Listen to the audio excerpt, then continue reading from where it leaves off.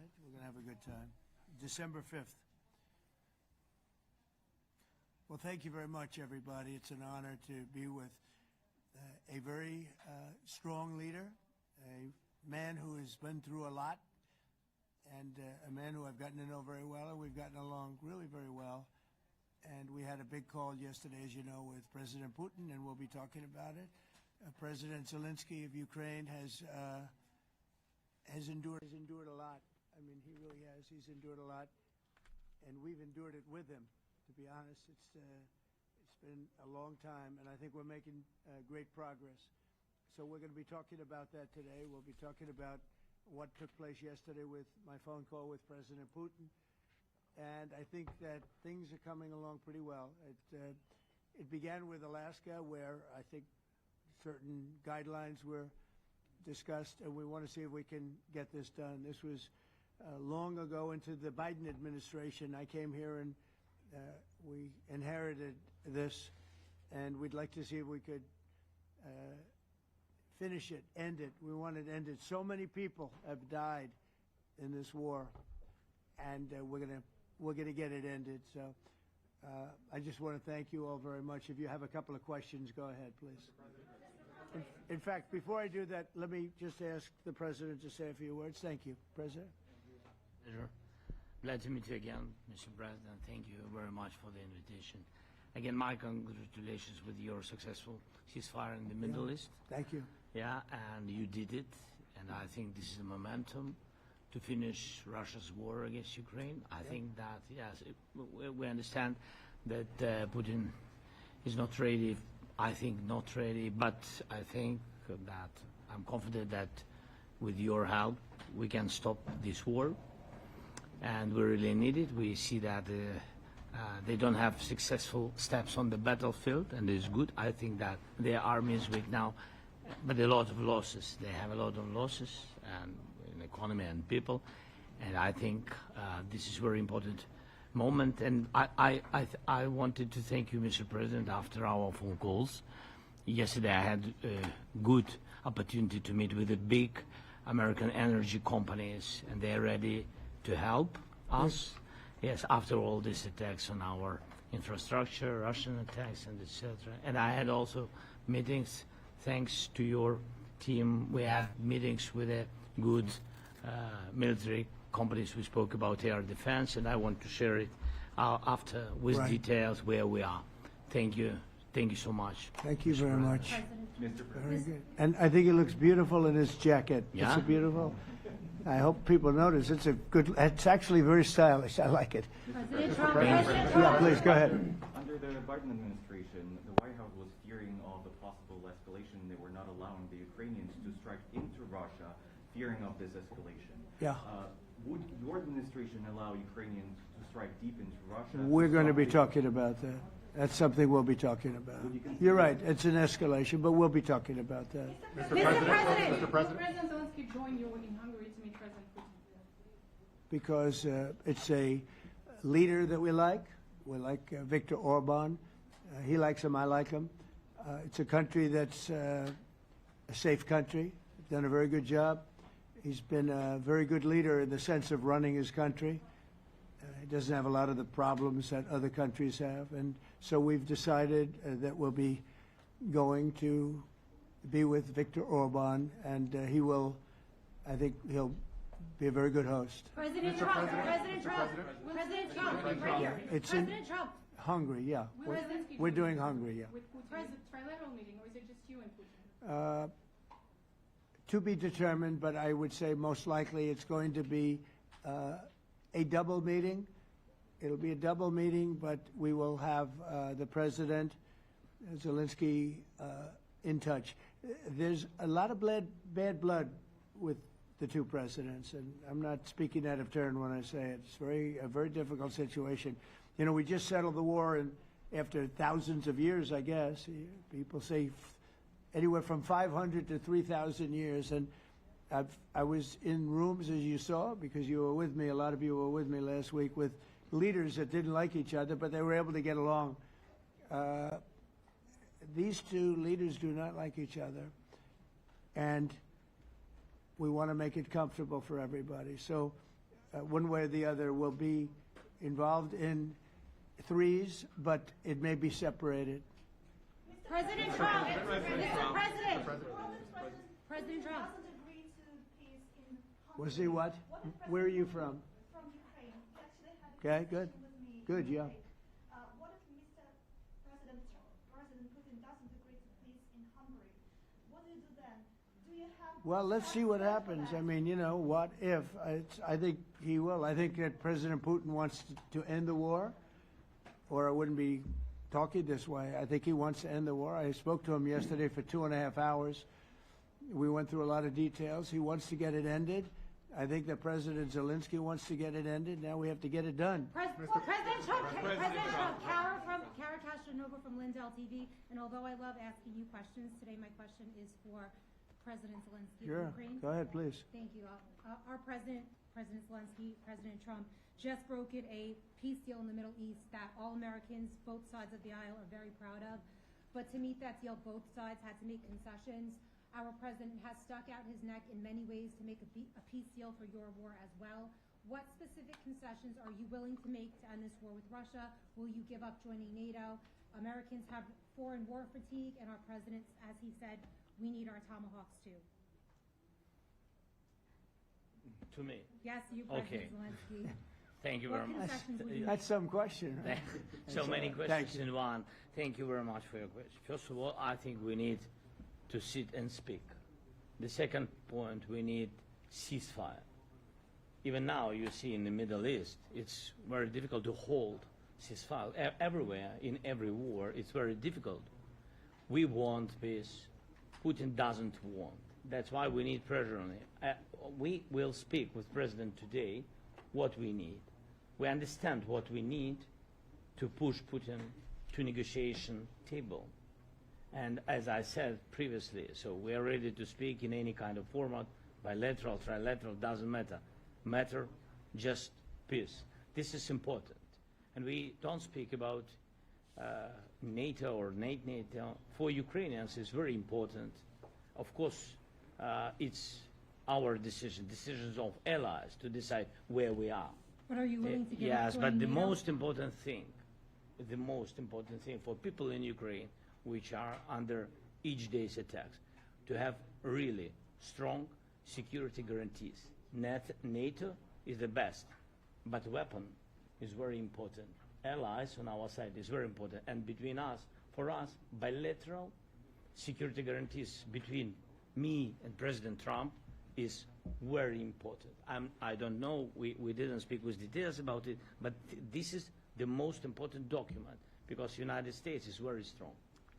Sir, President Trump, Peter? President Trump, you are the middleman right now, hoping to end this conflict. Who is doing a better job negotiating, President Zelenskyy or President Putin? I think they're both doing a great job in that sense. We have to get it done. We've got to take some of the hatred of each other. You know, they don't like each other. I say that in front of President Zelenskyy, but I say it in front of President Putin too. They have tremendous bad blood. It really is what is holding up, I think, a settlement. I think we're going to get it done, and we have to make it long-lasting. As I said in the Middle East, everlasting, right? Everlasting. And the Middle East is a much more complicated situation. You know, we had 59 countries involved, and every one of them agreed.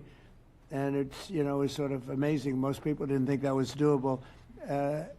This is going to be something I really believe that's going to get done. I had a very good talk yesterday with President Putin. I think he wants to get it done. And President Peter? Zelenskyy, right behind you. When we were in Israel with President Trump earlier in the week, we heard a lot about the difference in diplomacy between President Trump and President Joe Biden before him. What do you see as the biggest difference in diplomacy between President Trump and President Biden? President Trump has a big chance now to finish this war. President Biden now is not the president, so he doesn't have a chance to finish this war. And President Trump is really showed for the world that he can manage ceasefire in Middle East, and that's why I hope that he will do this, and we will also have such big success. For Ukraine, it's a big chance. And I hope that President Trump can manage it. Are you ready? I would say the biggest difference is one is extremely competent and the other one is grossly incompetent. Mr. President. Sir, a few weeks ago in New York, when you two met, you said that you think Ukraine could ultimately take back all the territory that it's lost so far. Do you still think that's the case, or do you think there'll have to be some sort of You swap never of know. Look, territories? war is very interesting. You never know, do you? You just never know. With war and peace, but you never know. Are you ready? Tomahawk missiles. Please. Russia calls Tomahawk supply to Ukraine as an escalation, yet it continues using similar cruise missiles like Caliber and Yeah. even Who are you nuclear- with? Who are you with? You Ukraine? Yep. But Russia continue even using the cruise missiles and also nuclear-capable ballistic missiles in Ukraine since 2022. So do you consider providing Ukraine with the Tomahawk or similar missiles as an opportunity to equalize the possibilities of Ukraine and Russia and push Moscow to the negotiation Yeah. table? Sure. We're going to be talking about that. That's why we're here. Okay? Fair question. Exactly as he told you to say it. But we're going to be talking about it. Okay? Yeah, please. What is your message to India and Hungary who is still refusing? You said India and Hungary? Hungary. That's an India interesting. and Hungary. India and refusing Hungary. to It's stop an interesting buying- combination. refuse to stop buying Russian oil. Well, India is not going to be buying Russian oil anymore. And Hungary is sort of stuck because they have one pipeline that's been there for years and years and years, and they're inland. They don't have sea. They don't have sea. And I spoke with the very great leader of Hungary, and they are, it's very hard for them to get oil. I understand it. Hungary's in a very interesting position because they can't have ports. They're surrounded by land. So we'll see what happens there. But India will not be buying oil from Russia. And they've already de-escalated, and they've more or less stopped. They're pulling back. They bought about 38% of the oil, and they won't be doing it anymore. Mr. President Trump has been helping you in achieving peace in Ukraine. Who has? First Lady Melania Trump Yeah. has been helping in returning abducted Ukrainian children from Russian captivity. President Zelenskyy, do you appreciate those efforts? How do you assess them? And did you ask her to step in to help you? No, she wanted to do it. She felt very strongly about the children, and she's done a really good job, I think, in bringing it to the fore. We have a lot of children involved. Now, it's some people say it's 20,000, and some people say it's 300. There's a big difference between that, so nobody really knows. But she felt very strongly about the children. She thinks about the children all the time. President Trump, if you okay Tomahawks to Ukraine, what's going to happen if the United States is in a conflict and we need the Tomahawks? Do we have enough? That's a problem. We need Tomahawks, and we need a lot of other things that we've been sending over the last 4 years to Ukraine. We've been, we gave them a lot. Now we have a different situation. We send it to the European Union. They pay for it and all that, and they have plenty of money. But it's beyond the money. We need Tomahawks, or we need a lot of other weapons that we're sending to Ukraine. One of the reasons we want to get this war over is exactly that. It's not easy for us to give. You're talking about massive numbers of very powerful weapons.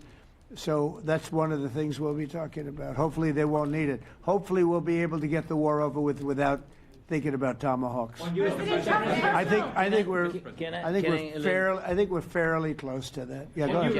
Can I say, Yeah, please. just to understand. So for today, of course, we want to finish this war, but the war is another technological war. You don't use just Tomahawks. If you want to target a military goal, you need thousands of drones. It goes together with such missiles. Ukraine has such thousands of our production drones, but we don't have Tomahawks. That's why we need Tomahawks. But United States is a very strong production, and the United States has Tomahawks and other missiles, very strong missiles, but they can have our thousands of drones. That's why where we can work together, where we can strengthen American production. And so just so that I understand, so you're suggesting kind of a trade. If President Trump okays Tomahawk missiles to help you launch Yes, it's into about Russia, military goals. It's you only would about military goals. Right, but then you would authorize some kind of an exchange where Yes, of course. the U.S. gets Yes, we Ukrainian- have proposition. Yeah, And we have big proposition President- with our drones. President Trump, I don't mean to be brokering an arms deal here, but is that something that you would be interested in, Ukrainian drones? We are, yeah, we would. We have a lot of drones right now. We build our own drones, but we also buy drones from others, and they make a very good drone. I mean, drone warfare has really come to the fore over the last couple of years because of this war. I will say, there's nothing like the jets. You know, we knocked out a lot of drones in Israel. We were knocking them out for Israel, and we were doing it with extremely fast and powerful jets, following the drones and knocking the hell out of them. So, you know, we know a lot about the drones, and we know a lot about the great jets, the great ones. The ones, well, and the B-52s, which were totally they were stealth. They were undetectable. So we have a lot of different weapons. And, you know, I have an obligation also, though, to make sure that we're completely stocked up as a country, because you never know what's going to happen. In war and peace, right? You never know what's going to happen. So we're going to be talking about Tomahawks, and would much rather have them not need Tomahawks. Would much rather have the war be over, to be honest, because, you know, we're in it to get the war over. We're selling a lot of different types of weapon, as you know, to the European Union. We're not in it for that. We're in it to get it over. We're losing thousands of people a week, thousands of people, Russian, Ukrainian, and mostly soldiers. I mean, mostly soldiers. But we're in it to see that end. And if we can end quickly, and I think we can. I mean, I had a very good talk yesterday. We're going to be talking about it. But I had a very productive talk yesterday with President Putin. We'll see what happens. But the war in the Middle East was far more complicated. We got that one done. And I think we have a good chance. I think President Zelenskyy wants it done, and I think President Putin wants it done. Now all they have to do is get along a little bit. Can you give us an update on the trade negotiations with China, or perhaps Secretary Bessent? Yeah, I will, and I'm going to let Scott do that. But I think we're doing very well. I think we're getting along with China. China would like to have something. As of this moment, we'll be meeting in a couple of weeks. We'll be meeting in South Korea. You think myself. will go forward?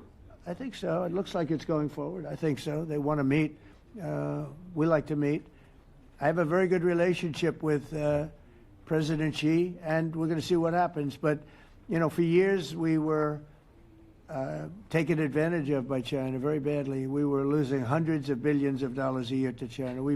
We really built their military, if you think about it. The kind of money that presidents allowed to be lost to China was just insane. And then when I came into office, as you know, I put very severe tariffs. So we took in hundreds of billions of dollars in my first term from China. Biden let that go because he let it continue, but he gave all sorts of exceptions. And by the time you looked at it, Scott, I would say it wasn't the same thing. He would give an exception for anything. If you got up and went out to dinner, he'd give you an exception. So it wasn't the same thing. But I put on very serious tariffs, and we took in hundreds of billions of dollars. And then I left office. The election was rigged. I left office, and that was the story. Now I come back, and we are in a very strong position because of tariffs. We're in a very powerful position because of the fact that we have tariffs. If we didn't have tariffs, we would be in a very weak position.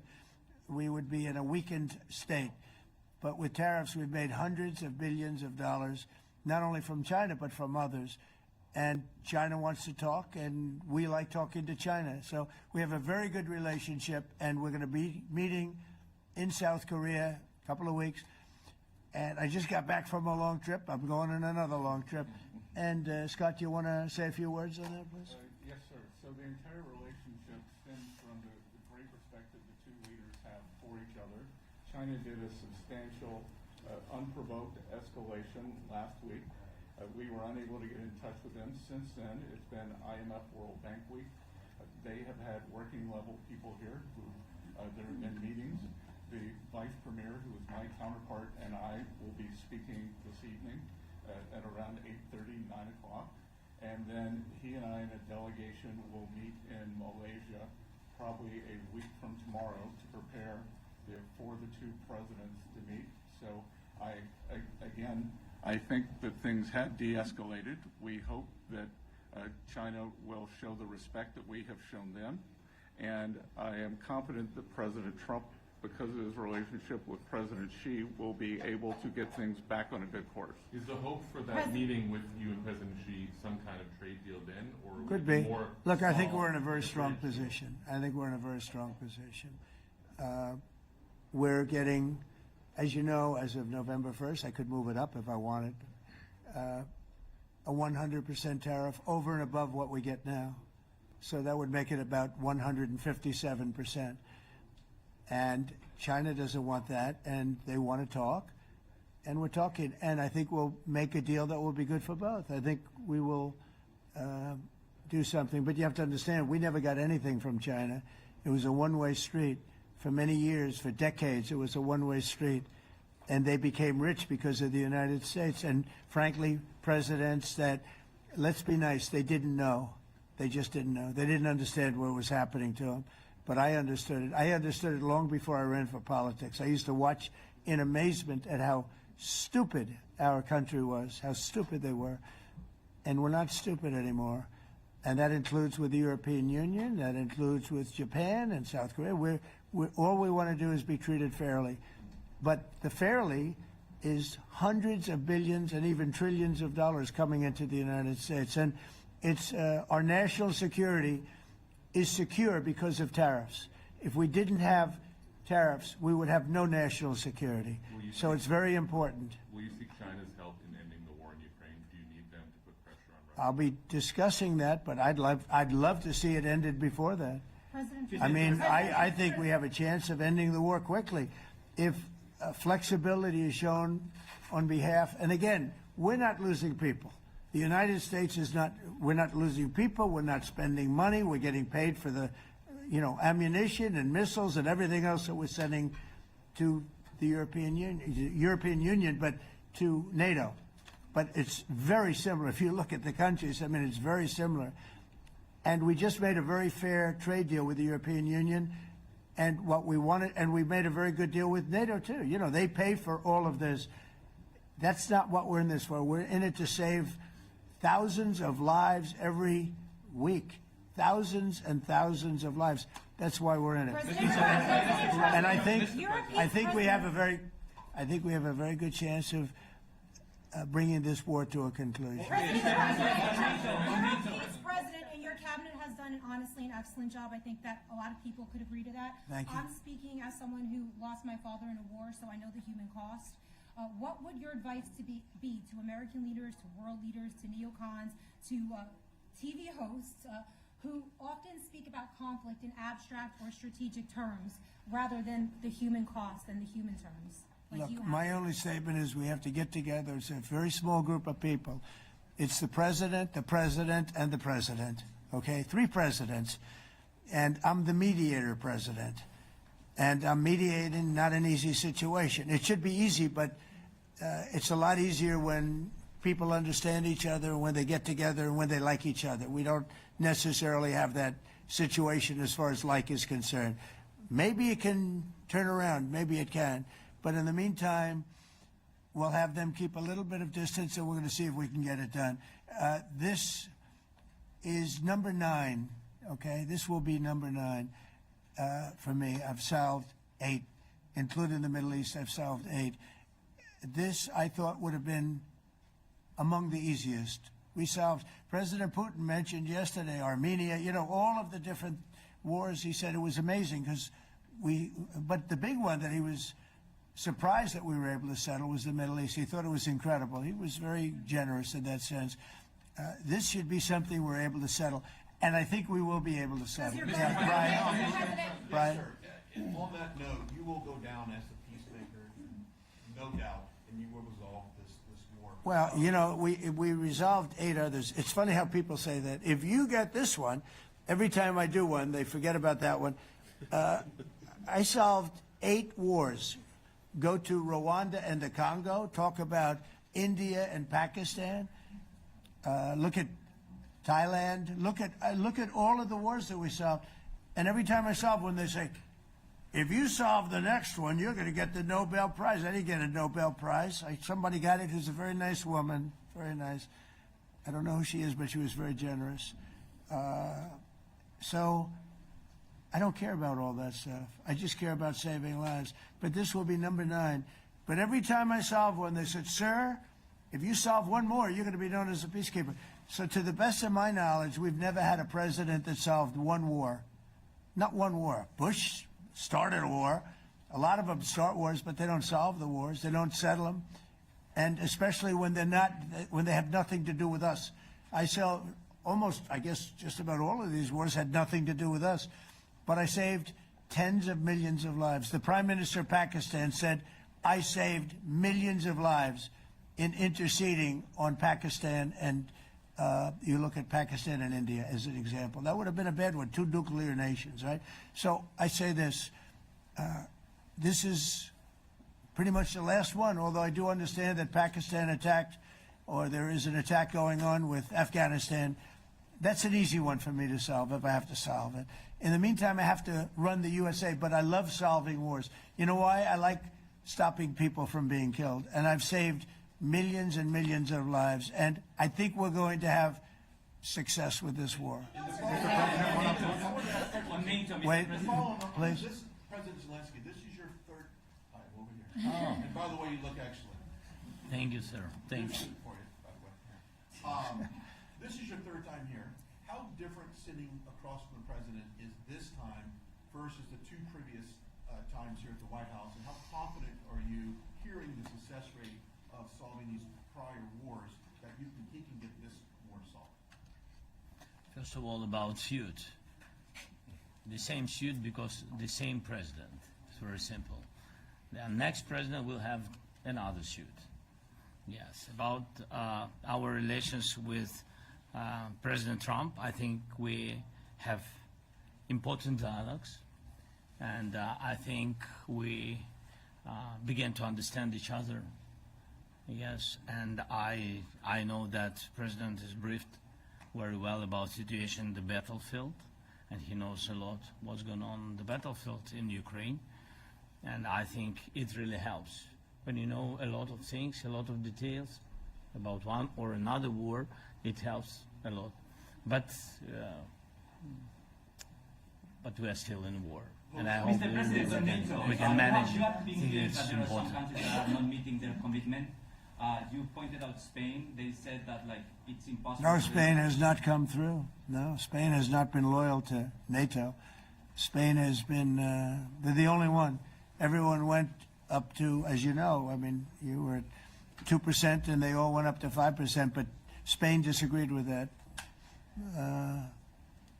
I think Spain should be reprimanded for that. I think it's very bad that they did that, but that's up to them. That's up to NATO and Spain. From your options, they cannot be expelled from NATO.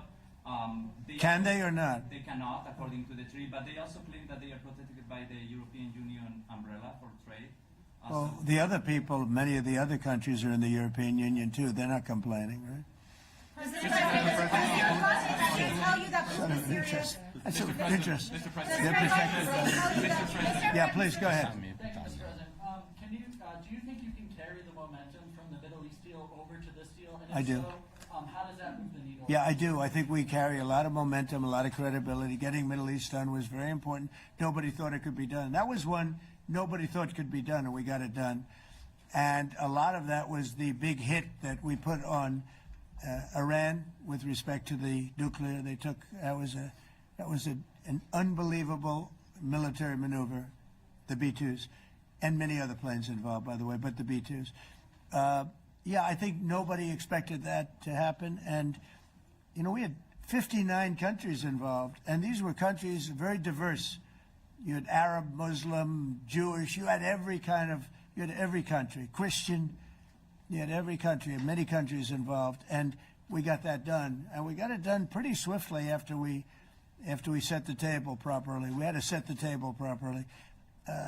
This should be one that we get done. And I think the table is set properly here now, too. And it'll be a great honor. It'll be a great honor to get it done. And the Ukrainian people are great, and the Russian people are great.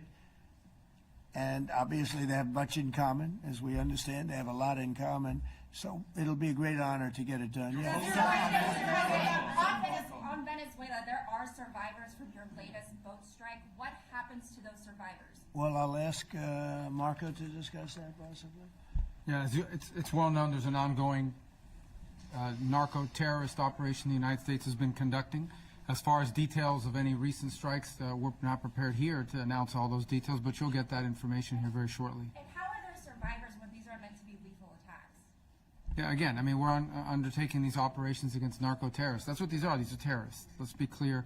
And but as far as the details of any recent operations, when we are prepared to announce those, we will, as the president has consistently done. So you may get something on that later today. Let me ask you, that was in a submarine, right?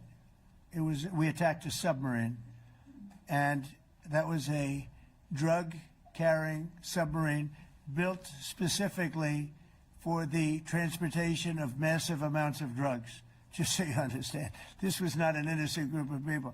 I don't know too many people that have submarines, and that was an attack on a drug-carrying, loaded-up submarine. Yeah. On Putin, is it your belief, as Mr. Zelenskyy said yesterday, that the threat of Tomahawks and costs, as Secretary Hicks had put it, is that bringing him to the table, the fact that it's kind of a carrot and stick? I don't know what's bringing him to I think he wants to make a deal, that's all. I can't tell you what's bringing him. Sure, that's the threat of that is good, but the threat of that is always there. Tomahawks are very dangerous weapons.